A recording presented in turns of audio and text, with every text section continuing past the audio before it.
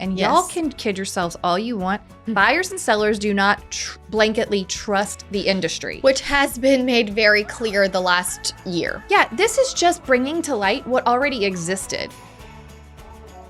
Now they're like, you know what? I think we're also just going to sue you. Yeah. Because we've decided just saying it isn't enough. We hate you that much. We are a tiny little pool in a giant group of people who I am sometimes embarrassed to associate with. I want to work hard and be compensated accordingly. Yes. If I work harder, I could make more.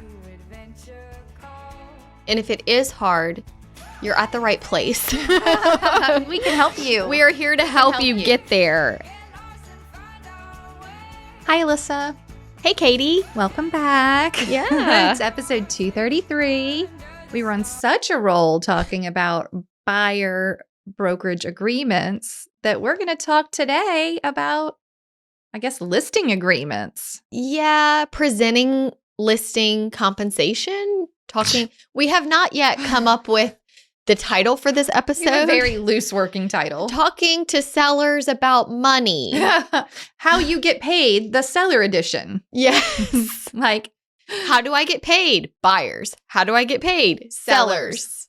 Right? It should be that simple. Yes. There's no fun, simple. Creative, fluffy name. It just is what how it is. realtors get, I'm like, what will Google like the most? How realtors get paid?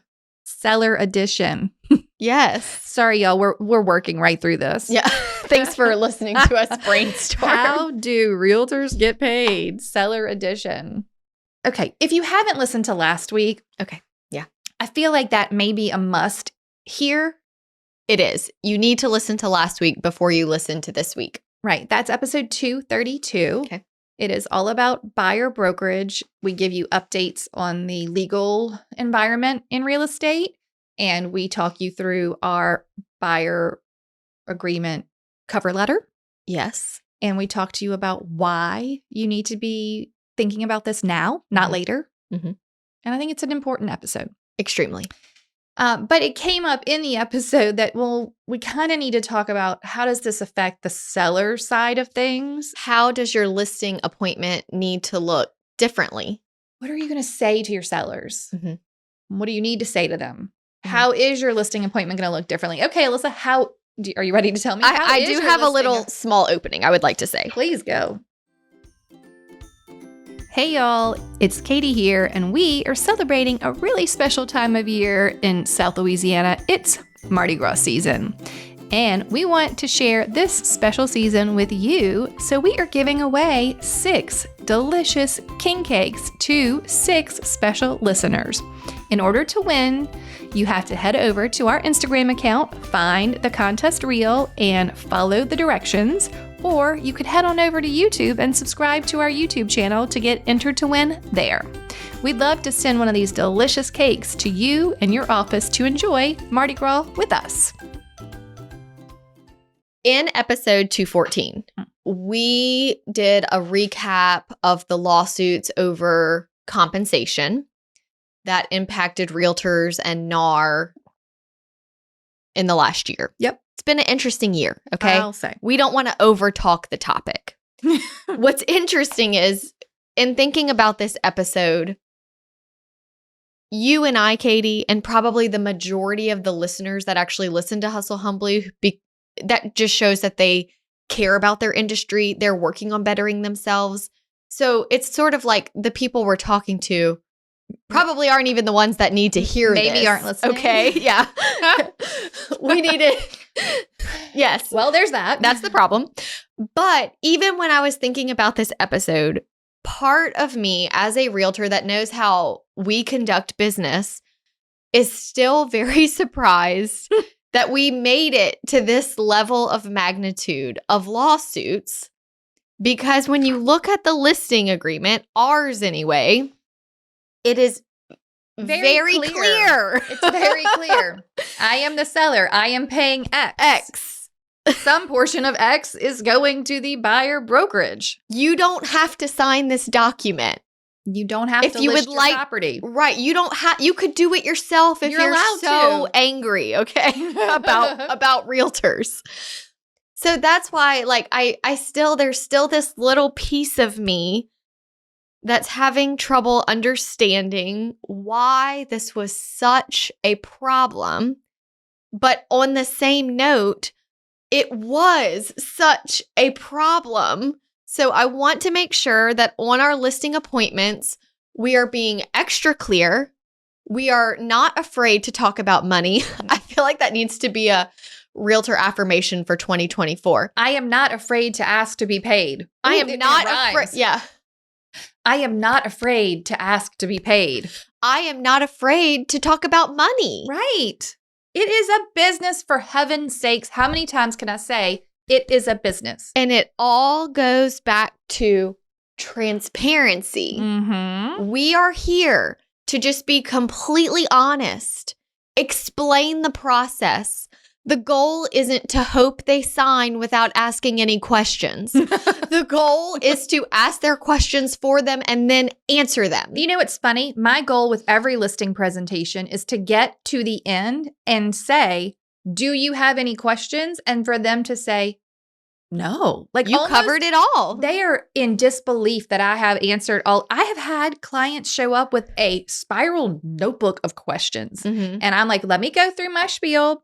And then at the end, I'm like, do you have any questions? And they look down and they're just like beside themselves. They're like, no, like, should I? And I'm like, no, because I did my job. Yeah. I answered the questions before you even had them. If you have our email templates, we're not selling anything new today. No. Do you? Like, if you want them. Yeah, we do have the email. If you have our email templates, in some of the listing email templates to your sellers, it also includes a net sheet of sorts.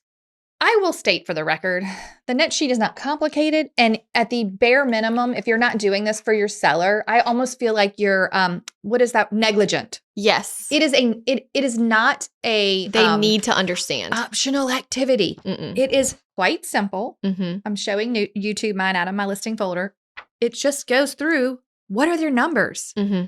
How do they figure out what their numbers will be? And you know what's funny? Since all this, like, people have been so fired up this year, every single time we get an offer, every single time we say, well, should we drop the price? Every single time we're talking about money, I go to that email template and I copy and paste just the net sheet portion and I put it at the bottom of the email to say, this is what it would look like if we did this. If you accept this offer, this is what your net would be. If you counter this offer, this is what your net would be. Like, I am putting it in writing more times, as many times as I can. Right, because there's nothing worse than a seller saying, wait, I didn't know that I had closing costs. Or wait, I'm paying the commission? Y'all, that should not happen. Never. Should never happen. It should never happen. But at the very least, they need to know what their net is before they decide if they want to sell their house. It may make a difference. They may say, I can't afford to sell this house because I won't be able to buy another one, or because I don't have the money to literally pay it off at the price you're telling me it's going to sell for. The numbers matter. They matter so much. Okay. What do you do in your process that you will change, do you think? Anything? I feel like I have always felt comfortable about how I go over it. And you know, this will be a little bit of a podcast therapy episode because at the time of this airing, nothing is really set in stone. We are still in sort of a preparation of the conversation could very well change if the DOJ says you can no longer let the seller pay anything to a buyer's agent. Right. If they say that, the conversation will look very different. Yeah. You know what I found was interesting? I just recently had a seller who had an investment property here in Baton Rouge that he's selling. Okay. He is from up north. Okay. When we went to do the listing appointment, we were talking about, I was doing my spiel. This is the listing agreement. This is the fee. This is how the fee is broken down. This is how you will get, this is how I get paid. And this is what your check will look like at closing. Okay. And he said, I've been hearing so much about how sellers like aren't really paying buyers agents anymore. And Like, what? Can you tell me about that? Mhm. He wasn't sure. He didn't know what, he just heard headlines, right? Correct. Okay. And the conversation, the answer to that question, I think will be updated as time goes on. But for the most part, it's like, Mr. Seller, you are absolutely right. You have no obligation to pay a buyer's agent. Let me share with you why it would be in your advantage to do so. At this time, as I'm speaking today in our market, sellers who list with a realtor are typically offering some sort of compensation to a buyer's agent. Which is negotiable. And always has been. Yes. Always has been. Nothing has really changed in that department. Right. It is just being talked about more, and I'm glad it is. Agree. When a buyer is looking at homes, they will know what if their agent is being compensated, Mm-hmm. and if that means they will have to bring additional money to the table To finish paying their agent. It would put you at a disadvantage at this present time where the majority of sellers are still willing to offer that. So instead of, some people like to offer bonuses, $1,000 bonus if under contract. That really bothers me. I've never offered a bonus. I had a seller make me. Yeah, how'd it go? The agent got a bonus, but I don't think that You don't think it just sold happened because of the bonus? No. Yeah. I mean, it was a pretty significant bonus, and it was on my big listing. Sure. And I do think that it might have gotten a few additional agents to show it, which I guess is truly a marketing tactic. Yeah. But again, it feels weird to me because I've never shown a house or not shown a house based on the commission offered. Me neither. A lot of times I didn't even check it before I went. Correct. Same. But in this environment, I feel like you'd have to check it just so your buyer would know what they owe you. Yeah. If you have a buyer agreement in place. My goal with that seller was to explain what is going on in his market. I even opened MLS and showed him the other ones that were actively for sale and that had recently sold in his complex. Yeah. And I said, look, this is my agent view. I can see that this is what they offered, So I want you to have all the knowledge you need to make the right decision. If that changes and I say, well, Mr. Seller, actually in your complex, I'm not really seeing sellers offer buy. Right. My point in this is saying that to an extent, do not overthink the answer to this question. Your job is to tell them the truth. Right. What is the truth of what is going on in your market that gives them the best chance of getting their home sold? What's really funny is yesterday, I was in a builder's appointment with one of my buyers. Okay. We are under contract. He is building a house. So we are in the design room. Okay. He's picking out cabinets. He's picking out subway tile. Like he's picking out all this stuff. Okay. And it was interesting because, they have different tiers of what you can put in there. And if you do any upgrades, it is paid out of pocket. The buyer writes a check. Cash that day. But the sales agent that was helping us at the design appointment that represents the builder, she would say, this level 2 granite would actually be really good for resale. And I want you to know, I don't get paid for any of these upgrades. I'm not saying this as an incentive for me. I'm saying it because it just actually is really a good resale addition if it's in your budget. Okay. And I thought, you hear that sometimes like, hey, listen, this is my preferred lender. I don't get paid by sending them anything. We're so quick to say, I don't get paid. Right. I'm free. Right. But when it comes time to say, I do get paid. These are mindset issues. It is 100% a mindset issue. And the whole time I was in this appointment yesterday, I realized there was so many correlations in that appointment for the buyer and like how sellers and like even talking to a seller. Well, Mr. Seller, you're hiring me on the listing side. This is my fee. This is what I will do for you. On the buyer side, this is what's going on in the market right now. What do you have in your budget? What does your budget look like? Where is your comfort point? Are you able? Right.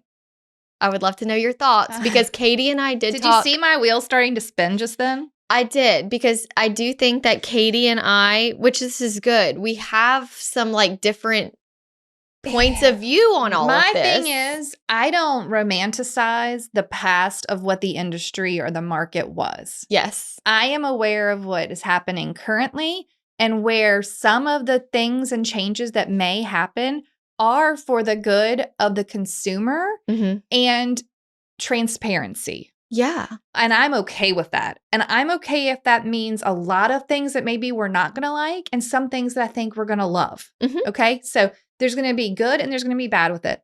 When you say to the seller, here are the things I'm going to do. What bothers me about the fact that let's say I'm the listing agent. I go to the listing appointment and I'm telling the seller, okay, Mr. Seller, here's what I'm going to do. Here are my commitments to you in my listing agreement. This is what I do for all of my sellers. This is how much that costs. Now, you're going to get to pick how much you want to pay Joe Smith to represent a buyer, but I can't guarantee they're going to be good at their job. Correct. I can't guarantee that they're going to make reasonable offers, that they're going to submit good repair requests, that they're going to be able to navigate a low appraisal. I don't know Joe Smith from Adam. I don't know who is going to show up here. And I'm asking you, Mr. Seller, to blanketly pay any agent, whether it's the best agent in our market or the first day on the job, the same amount of money. And that, my friends, is where all of this stemmed from. Yes. Because the sellers are now saying, well, wait a minute. Why didn't the buyer get to negotiate their commission? And I'm blanketly paying Joe Smith, brand new agent, or Sally, whatever, that's been doing this for 30 years and will get this thing closed and will make me a great offer with her buyer because she knows what's up in the market. And it is a valid argument. It is a valid argument. Why would the seller be on the hook to pay? They don't even know what the service is going to be. Yes. Like, I don't know. I don't know if you're going to show up and blow the whole deal because you said that your FHA buyer could buy this house that really can only go conventional. You follow what I'm saying? Yes. And that costs the seller time and money. And they're just being like, here's your X% because you brought someone. Like, it is for sure a flawed system. I think the only thing that gives me, I agree 100%.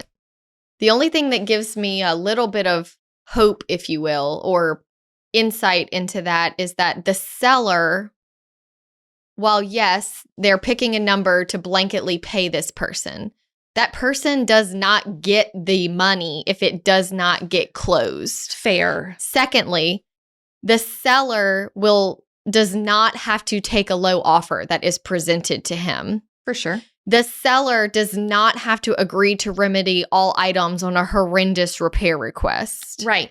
So that agent that is no good could sabotage themselves and never get paid because they could not work properly enough to keep a contract together. And the seller was like, I'm not coming off my price anymore.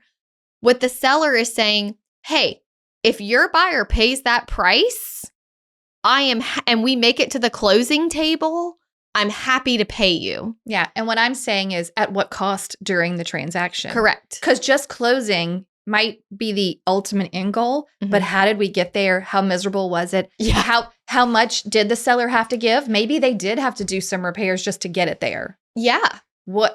So if it's just black and white, did it close? Did it not close? Will you get this money? Like, I get it, but was it pleasant? Was it professional? It's not always pleasant.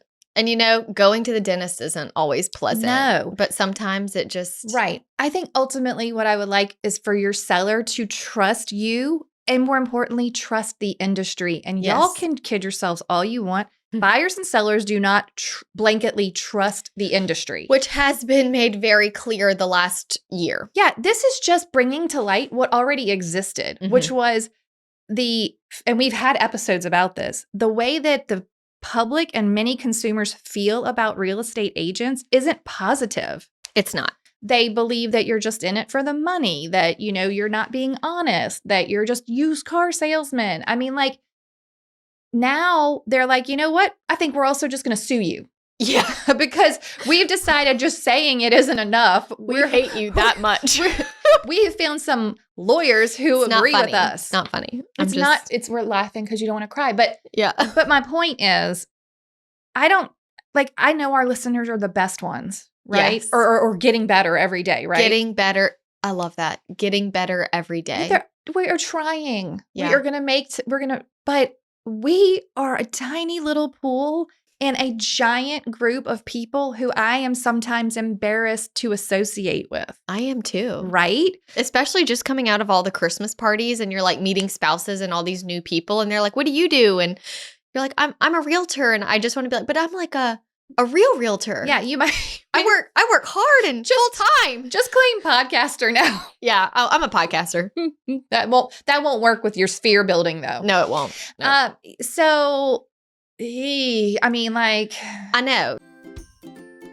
Hey friend, the industry is changing and we need to adapt. We're here to help you find the right words to increase transparency and professionalism with your buyers. We have created for you a buyer brokerage agreement cover letter. This will accompany your buyer brokerage agreement and make it more approachable to the consumer as you communicate your value. Here's what you'll get inside of the letter: your commitments to buyers detailing how you will serve them, the buyer loyalty agreement that explains the buyer rules, transparency on how buyers' agents get paid, and a call to action to sign the buyer rep agreement. You can find more information and get your hands on that letter at hustlehumblypodcast.com/BBA. Like buyer's brokerage agreement. Cheers to transparency and increased professionalism. So back to the whole thing, like right now, my narrative is what's going on in the market. Mr. Seller, you're absolutely right. You have no obligation to pay a buyer's agent. Let me share with you why I think it would be in your advantage to do so, and let me show you what I'm seeing being offered in the market to get to the active sale. It may change to, Mr. Seller, there have been some major legal changes in the real estate industry, and now we are no longer allowed to offer any compensation. I think what's going to happen, though, is that I don't think, legally speaking, and again, not a lawyer, I don't think that is what would happen. What could happen, though, is that sellers, whether they want to offer it or not, will be up to them. They won't be required or allowed to post it on the MLS. So where you just did the data and you were like, look, here's the complex, and they all offered, XYZ, it won't be there anymore. I think that is the more likely outcome. See, I think that they're saying it will be even more out there.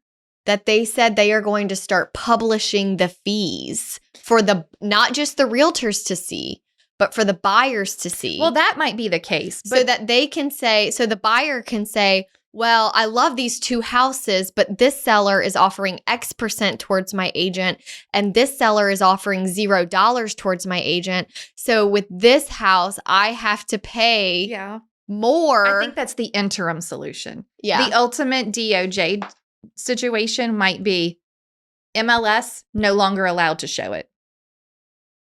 And by me not allowed to show it, no longer allowed to require it. Right. Because right now they have to show it. Well, sure. Right now what we're getting is now people are putting in basically zero. Okay. Right. Yeah. Just to make sure that they get into because the MLS is saying, well, you have to put something in this blank. Yeah. Even if it's $1. Right. It's a requirement to have something in that blank. That is the thing I think that will change. That's what they don't like. Yeah. That's what's going to happen. Okay. So let's talk a little bit about you're in your listing. I've never had a problem explaining to the sellers have always known I'm hiring a service provider. I'm paying the service provider. Yes. This is not a hard part. It's actually very simple. Whether that you get to decide what that number is. They get to negotiate it. It's always been that way. Mm-hmm. I would be very careful about the wording you use from now until forever on the other, like what the seller is going to pay, deciding to pay, maybe does, maybe doesn't on the buyer side. This is where you're going to get yourself into potential trouble at some point. And I also think keeping everything as much in right. I mean, yes, you have to have these discussions at the table, but maybe it's worth a follow-up email. like, hey, Mr. and Mrs. Seller, per our discussion, these are the things we decided we wanted to do to your house to get it ready for the market. Paint this, do that. Here are the documents that you signed, and here's what we discussed. Just recapping everything in writing. I think having it in writing is going to be so important. For sure. Now, we have quite a few episodes that talk you through how to work with sellers. Yes. If you're a buyer's agent listening and you're getting a little nervous thinking, oh, maybe I do need to add sellers into my mix. What is that quote? Is it listings if or you're not, life? If you're not listing, you're losing. I mean, never was it more appropriate. I know. Because we don't know what's going to happen. Yeah. But if you go to hustlehumblypodcast.com/sellers, yes, this is where you go. You can see all the episodes that are about listings. It's not just /categories and then click on sellers? No, you can do /sellers. Cool. And it'll take you to the category. You don't say. So, right, I know, it's very exciting. So, episode 62 is the episode about transitioning from buyers to sellers. So, if you're a buyer's agent wanting to add in listings, that's the episode you want to start with. 148 is the whole listing process, listing to closing, okay? 45 is the listing interview. So if it scares you to think about going into that listing appointment and asking a seller to pay, you're like, heck no, I don't want to do that. You need to listen to 45. 154 is speaking to your value, which is really an episode about for sale by owner a bit. But it is probably one that you want to revisit and listen to again that helps you say, what is my value? Y'all, if you can't go to the dinner party and explain to your new friend what you do and why that's valuable, you need to start figuring that out. I just have no problem saying, I know what I have because I have a long career. Yeah. So I know what I have done for my buyers and for my sellers. And I know that that they appreciate that and felt it was justified to pay me. I'm not worried about that. But if you're out there feeling a little meh, go listen to that one, speaking to your value. And then number 183 is the consumer how to sell your home.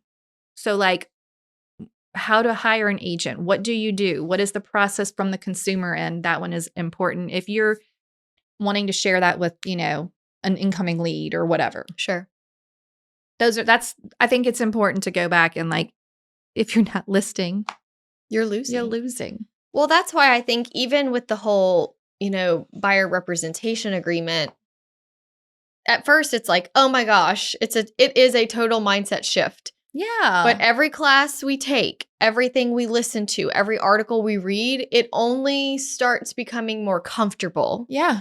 In the same way, you just have to dedicate your effort to becoming better in that area. For sure. Exercise that weak muscle. You just got to get there. You just got to get there. Things have changed over the years I remember when they passed Dodd-Frank and TRID and like the 3 days. Y'all, it was the actual literal Wild West worst, most horrible thing. You could be walking into closing and be like, oh, this isn't going to happen. Not just not today, never.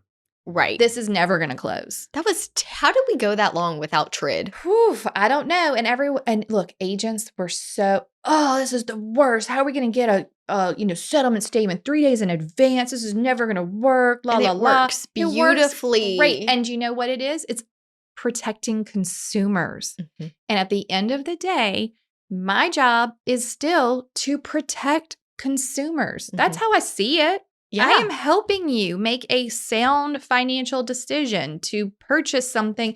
And look, you do provide value because other than your health, where you live is sort of a big deal. Like being in a safe environment to like put your head down at night and go to sleep. This is a huge thing that you're helping people do. Huge. Whether they're first-time buyers or, on their third house, it doesn't matter the type of house. It's still important. And you have such value. And it shouldn't be hard for you to say, I know what I'm doing is valuable. Right. And if it is hard, you're at the right place. We can help you. We are here to help you get there because we believe it. Right. And I think it's okay for you to ask your sellers, like, what do you feel like? Look, and again, you got to go straight up to the top. What does your broker say? Mhm. Like, what is the common practice in your office? Like, because ultimately listings are with the broker, not with you. Right. Unless you are the broker listening, then Mhm. But even, I mean, it's the broker whose Mhm. name is on there. If something happens to you, the broker still has that listing. Mhm. So what are they requiring? So I hope that everyone's office and their broker is taking this seriously and giving you some of these ideas for what to say. But we have all these old episodes. So many episodes for working with sellers. Yeah. And that material is evergreen pretty much. I think so. Have you had personally, other than the one seller mention anything? I have had 2 situations in my 12 years where my seller called me and said, I didn't realize you weren't getting all the commission. I didn't realize that half of it was going to the buyer's agent. Look, and never are sellers more mad than when the transaction has gone poorly and they're like, I'm so upset. Because it's under their column that I am paying that other agent. And I will say in both situations, because I'm like, how did this happen? Some people just, I kind of fall in this category sometimes of not always paying the best attention. Like I did go over it, but we signed that. How long did it take to sell the house? Right. How long has it been since we did all that? Well, and you had negotiated a whole offer. Right. And they weren't surprised by the amount. Just how it worked. And it was like a reminder. And neither of them were super upset. It wasn't nothing bad happened, but it was a reminder to me that I distinctly remember sitting at that table, especially with this one particular lady, and really going over it because it was at the beginning of all this. Yeah. So I was extra diligent, And she still, all those months later, was like, I just didn't realize, and she was like, well, I wanted you to have it all. Exactly. And I was like, I know. Thank you. Me too. But so kind. so kind. But, this is just. That's really a great example of the fact that the seller is hiring you. Yeah. They want to pay. That's how she felt. You. They're like, the number didn't bother her, but it bothered her that she was like, I don't know Joe Smith. Right. Why do I have to give him half of what you earned? Because she saw what you did. Mm-hmm. She doesn't know what Joe Smith did. Yeah. And that too. So I was also reading a very interesting article that if you work with builders, okay, you are supposed to disclose trips. If it's if you sell 5 houses this month, you win a cruise. You have to disclose it to the consumer. Yeah. You're my 5th house. If you buy this house, I get a cruise. It's a really weird Isn't that weird? process. I know, but builders do that for their agents. I believe it. And it's or if it's a cash bonus or whatever it is, if there is any incentive, any form of payment for you to buy this house, I'm supposed to tell you about it. Yeah, it's very interesting. Because I'll tell you, most buyers don't even know what you're paying until they get to close it. What you're being paid. Yeah. Until they get to closing. Some never realize it. No. Doesn't that feel weird? Yeah. The system is weird. It is weird. I don't know who set it up, but it is weird. And it's hard because it's been operating that way for so long. And I do believe that it came from a good place of trying to protect consumers. I do too. I mean, sellers usually have equity.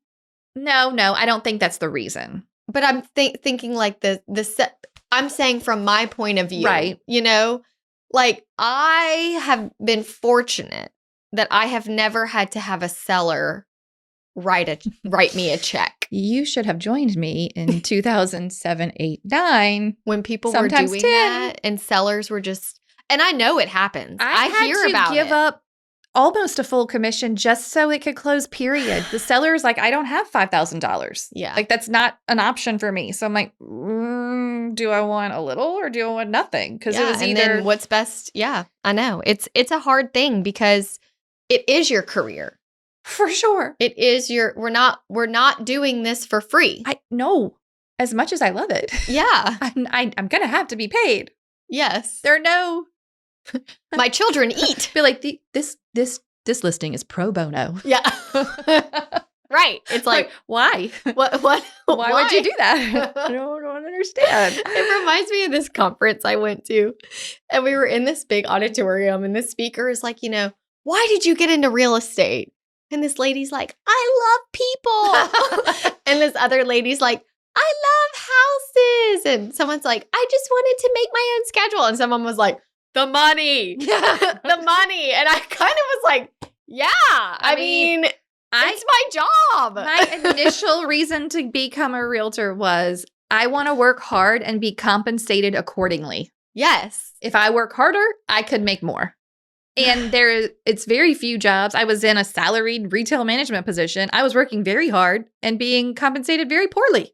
Right. And it didn't matter if I worked harder than the other manager. They made the same amount of money. In fact, most of them made more than me because I was newer. Very similar to a seller paying a buyer. It's the same thing. I don't want to pay you for something that I don't know how you're going to do it. I know. It totally makes sense. And then I do work with buyers, and I understand that asking them to bring thousands of more dollars after their thousands of dollars of closing costs. And like, I understand. Here's the thing. I've always been like, I wish we had a debate team at school, because you're like, I see both sides. I see both sides in almost all situations. I think that's great. And so it's like, I understand this is just a sticky situation that we are still navigating. Right. We're still monitoring and seeing what the best thing to do. And while we are in this interim, transparency and honesty is the foremost goal. Agree. You just need to tell them what is going on in the market and advise them accordingly. Yeah. My last note on this would be the house is worth $200,000 today. And tomorrow the rules change and sellers aren't paying whatever to the buyer side. Is the house now worth X percent less? Right. It's not. So y'all can stop telling me that the buyer can't roll it. And I'm like, lenders are like, this is not our problem. The rules say your lender, you can't even have the seller pay more than X percent on certain loans. I'm like, y'all need to figure it out.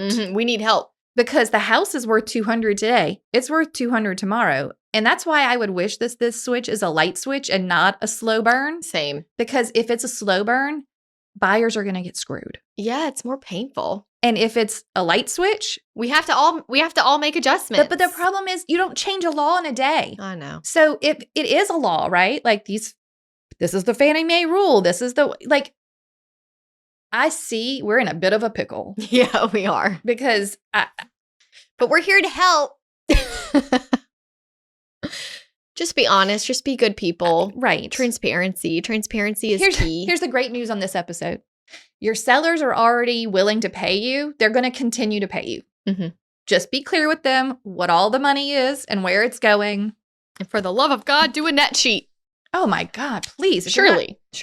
I will tell you early on, like one of my first rounds of agent systems, I had an agent from a very big, very high producing team come and say, I just love this net sheet. We've never done this before.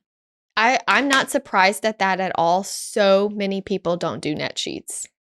So many. And to be fair, my broker, bless them all, no one ever said you have to do a net sheet. Right. But y'all, you have to do a net sheet. We are here to say you have to do a net sheet. Yeah. This is not a secret. Money is not a secret. You're so good with this. Okay. I think that's all. I am not afraid to talk about money. I am not afraid to ask to be paid. Yes. This is your new Declare it, people. Declare it. I am not afraid to ask to be paid. Yeah. I am not running a free service. No. This is a business. And you should be able to say that to your seller and your buyer. As James loves when I say, if you hired you to run your business, would you fire you? He hates when you say that. I know. He's like, yes, I would. I'm understaffed. I'm understaffed. Okay, here comes a toast. Yes. From our sweet listener. Can't wait to hear it. Bye, guys. Okay, bye. Jordan Maxwell from Amarillo, Texas. Today, I'm going to toast Annie Miller from Amarillo as well. Thank you for turning me on to the Hustle Humbly podcast. I'm so thankful for your friendship and everything that we've gotten to accomplish over the years. Congrats on your new endeavor. Can't wait to see you succeed. Thank you so much for tuning in to the Hustle Humbly podcast. If you enjoyed this episode, please go to ratethispodcast.com/hustlehumbly and leave us a review or drop a comment if you're listening on Spotify. If you have an episode topic or someone you'd like to toast on the show, please email us at team@hustlehumblypodcast.com. Find us on social media at Hustle Humbly Podcast. Don't forget to find all of the free resources at hustlehumblypodcast.com/resources. See you next week.